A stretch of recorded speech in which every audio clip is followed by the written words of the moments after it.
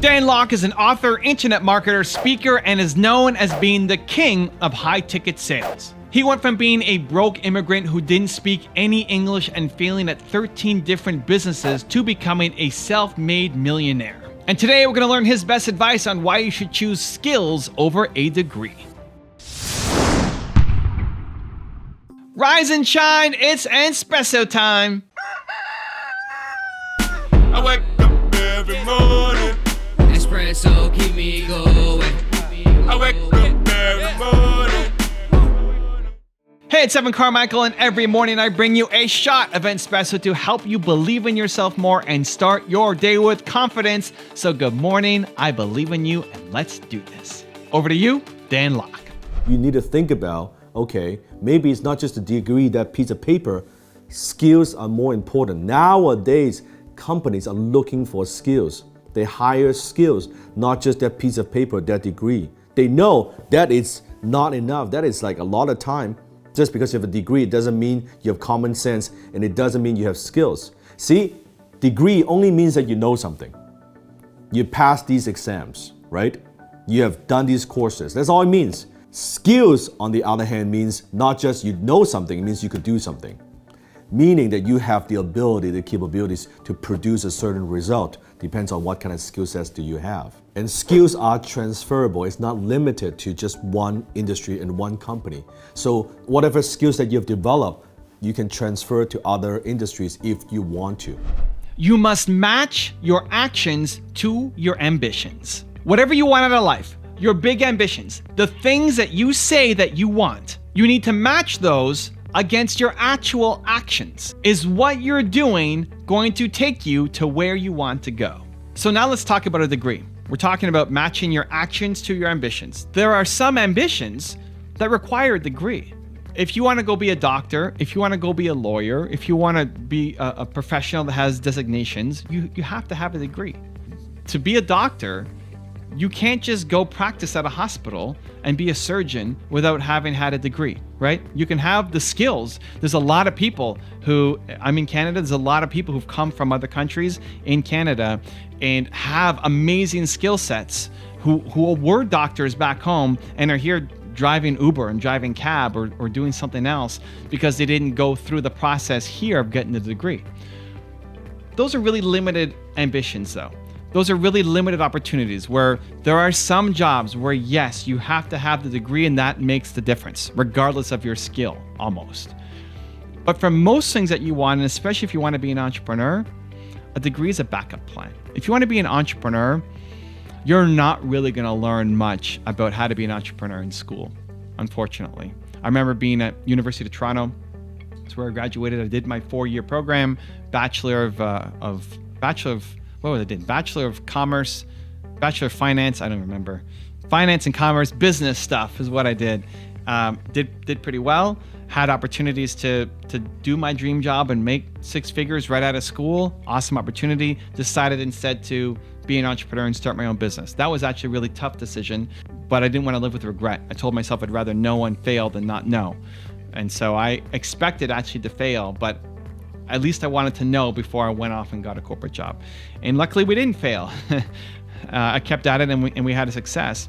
But I look at my university career, there was one course on entrepreneurship. It was a 4th year level course. I'd already been there for 3 years before having a business course on how to start your own company.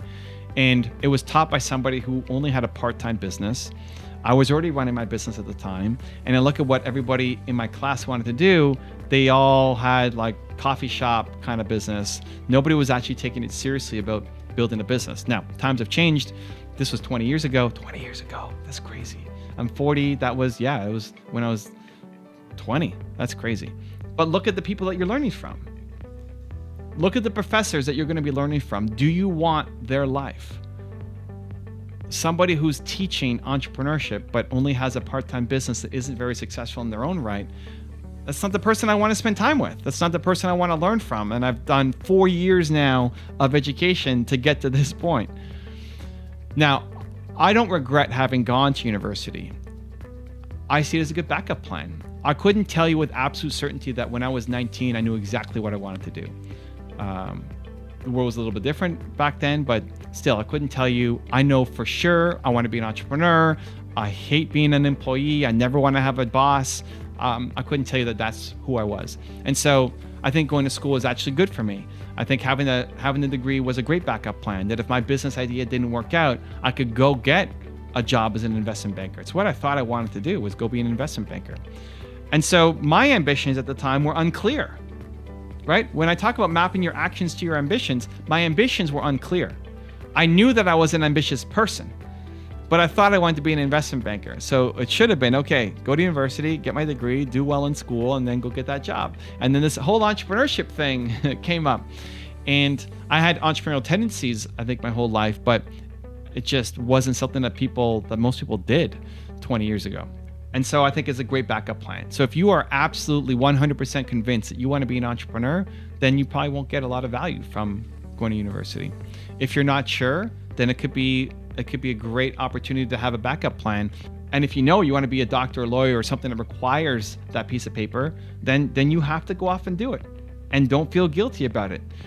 What do you want out of life, right? What are your ambitions? What do you want out of life? And then just making sure that you're making progress towards it and your actions map to your ambitions.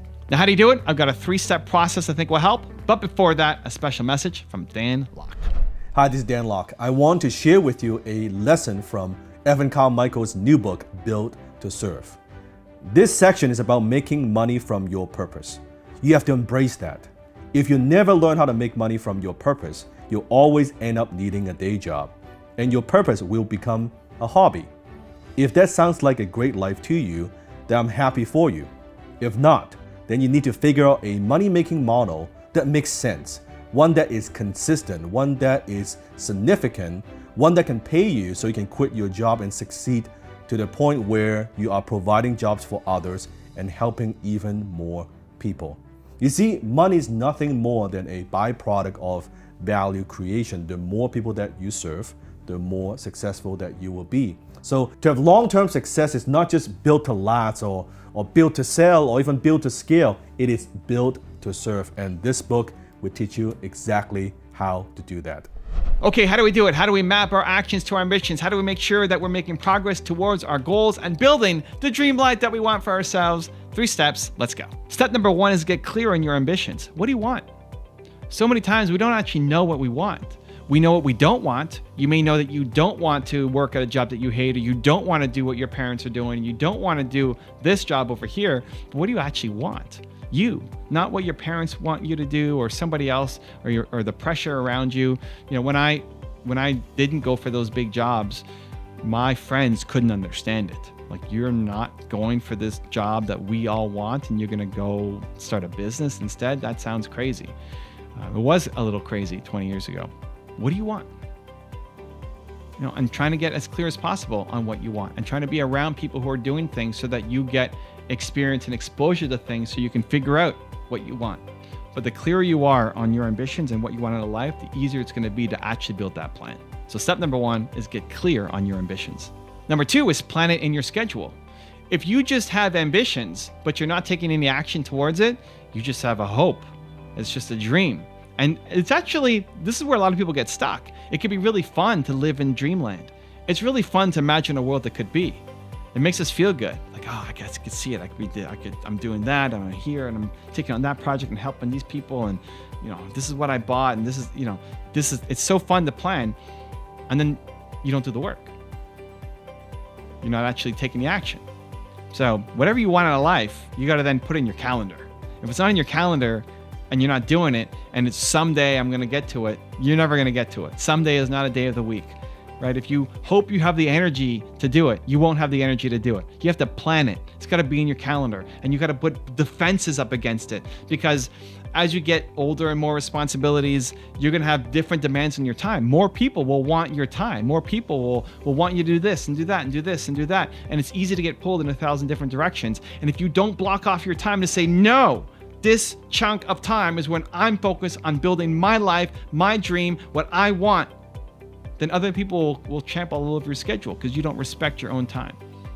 So you need to plan it, It's got to be in your calendar. It's got to be there so that you know tomorrow, here's what you're working on, and it's still in alignment with me going off and getting my goals. And if what's in your calendar doesn't match with what you want in a life, your goals, or if your goals change, up here, your ambitions change, great. You want to change ambitions? Awesome. Now write to your calendar. Change your calendar alongside it, because otherwise you'll never get here. And then step number 3 is stick to your schedule. You put in your calendar, you have to start to teach yourself that when you say you're going to do something, you do it. That when it's in your calendar, you take action against it. That you build a calendar that is reflective of not just your business ambitions, but your life ambitions.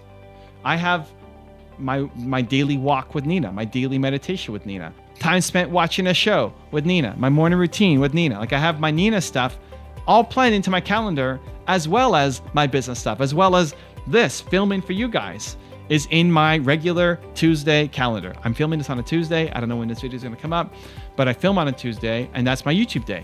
So in the morning, I spend time on my strategy. In the early morning, it's with Nina. I spend time on YouTube strategy. Then we'll do a meditation and walk with Nina, and then afternoon chunk, I'm filming.